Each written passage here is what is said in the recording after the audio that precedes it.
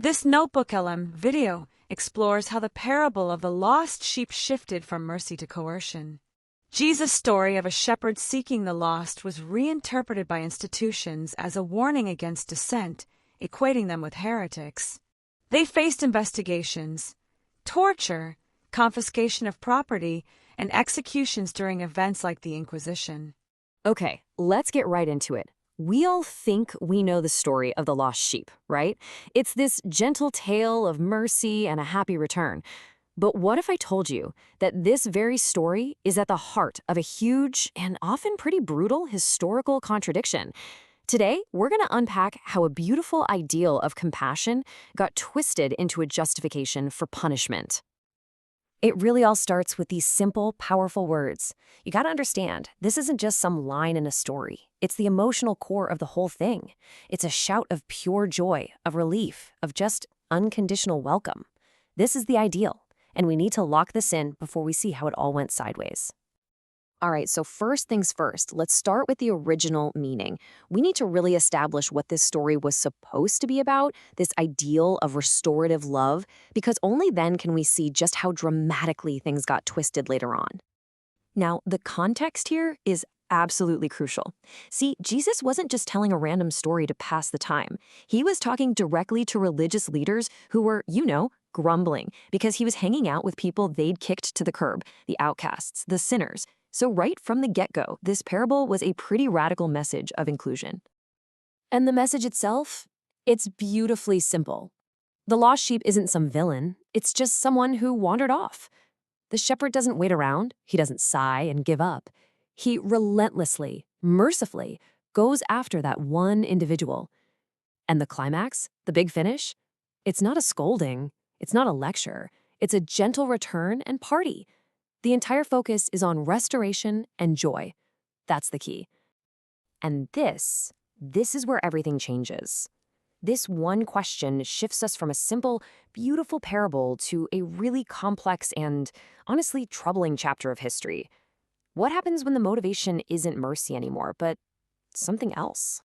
Because you see, over the centuries that followed, the way people interpreted the story went through a fundamental change. The lost sheep was about to get a whole new definition, not as someone to be saved, but as a threat to be neutralized. And the contrast is just, wow, it's stark. The original parable sees a lost soul, right? An individual who is so valuable that they need to be brought back home, gently. But as institutions grew and got more powerful, that perspective flipped entirely. Suddenly, a dissenter wasn't a lost soul anymore. Nope. They were a contagion. A dangerous disease that could infect the whole flock. And this really just shows a complete switch in motivation. The shepherd's relentless love, that was replaced by an institution's fear. Fear of losing control. Fear of the wrong ideas spreading around. The goal was no longer about restoring an individual. It was about forcing conformity.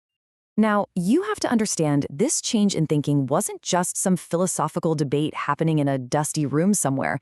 It had severe, real-world consequences. And that brings us to the pretty brutal reality of what happened to these newly defined threats. So they gave this contagion an official name: heresy. It basically meant holding any belief that went against the official, established doctrine. In the eyes of the institution, the lost sheep was now a heretic. And the actions taken? We're talking a world away from a gentle shepherd search. Instead of a party driven by love, you got investigations and prosecutions, like the Inquisition. Instead of being carried home on loving shoulders, dissenters were facing imprisonment, torture to make them take it all back, losing all their property, and, often a really brutal execution. The gentle story had become a terrifying reality. So when you put these two versions side by side, what you're left with is this deeply uncomfortable irony. And this right here is the central tension of our entire story, the conflict between love and power. I mean, just look at the contrast. On one side, you have the parable's shepherd. His motivation? Unconditional love and mercy. His action? Gentle restoration. The outcome? A big, joyful celebration. Then you look at the other side, historical authorities. Their motivation? Fear and control. Their action? Punitive coercion. And the outcome? Exclusion and punishment. They are polar opposites, and yet they both grew from the same story. So what's the big takeaway here? The crucial point is this: the actions taken by some religious institutions throughout history weren't just a little different from the parable's message, they were a fundamental contradiction of it. And it shines a light on this timeless struggle between a founding ideal and what can happen when that ideal gets all tangled up in the machinery of power and control. And that leaves us with a final and pretty challenging question that goes way beyond this one parable. How can ideals ever truly survive the institutions that are built to protect them? It's a question that really makes you think about how any core message, whether it's love or freedom or mercy, can endure when the very organizations created to safeguard it become more focused on their own power. What do you think? Let us know down in the comments.